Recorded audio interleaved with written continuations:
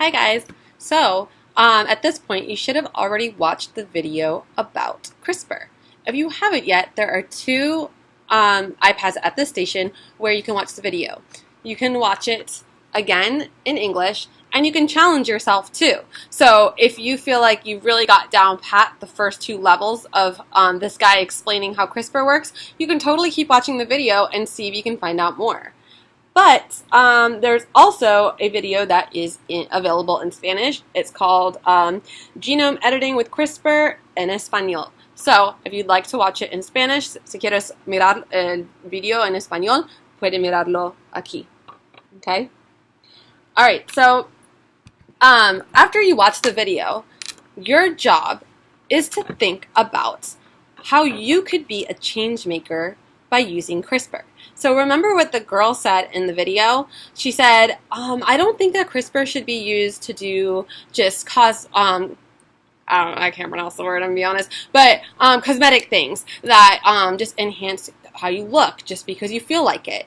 CRISPR is a really, really big new technology, and it should be used to solve problems in the world.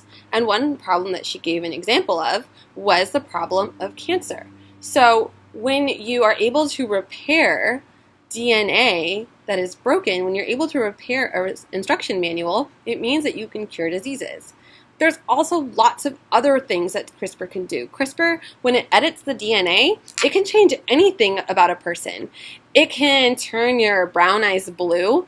It could, not yet. Let me just say that real quick. We're getting into a little bit of sci-fi, but this is the direction that CRISPR is taking us.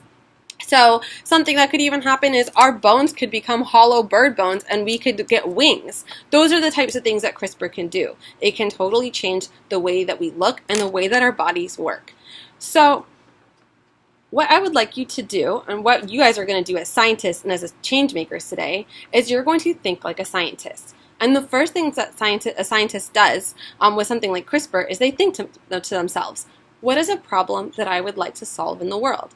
So for me, a problem that I would like to solve is the fact that there is so much traffic. Cars, they're a big issue. They cause a lot of congestion and traffic and pollution, and I would love to figure out a way to use CRISPR to make it so that people don't rely on cars as much. So I'm going to take a piece of paper and a pencil.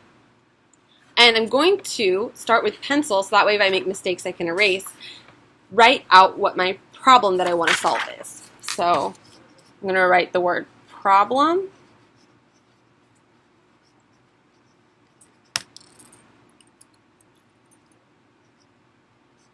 I'm not using a great pencil, it keeps breaking. Too many cars. And the reason why it's a problem is because they pollute. There's traffic, and there's a lot of other things too, but I'm just going to stop there right now since I'm just modeling it. So as you can see, I have the problem written at the top of my page. So when I'm creating my plan, I can refer back to, wait, is my plan actually solving the problem that I started off with? So one way that I could think to solve the problem if we use CRISPR to edit the way that humans are is maybe humans could have super speed. What's an animal with super speed? Like a cheetah. So what if humans could run as fast as a cheetah? Then maybe we wouldn't need cars because we could get everywhere really fast. So I'm going to draw a person. And I'm doing my best, so don't laugh at my drawing. I'm going to show it to you. I'm going to draw a person who's running. See if I can show it on my computer. There we go. He's running super fast. And I'm going to draw here super speed legs. So that's one way to solve my problem of the fact that there's way too many cars. There's too many. That's my problem. So I'm going to have him running away on his super speed legs. And I might want to add some details of why I think that, of how that we get super speed legs. So maybe like I can draw some spots to show like the human DNA would be spliced with cheetah DNA, so you could have cheetah legs and you would run super fast. Another thing too that cars do though is cars, they carry stuff. They carry like large weights. So maybe humans, if we could use CRISPR, we could get super strength. Pretend like these are muscles. Super strength.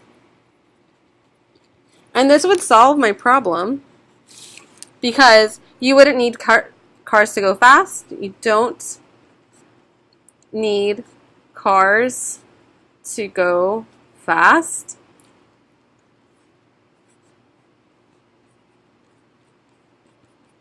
And you don't need cars, sorry, my handwriting is terrible right now, to carry heavy things.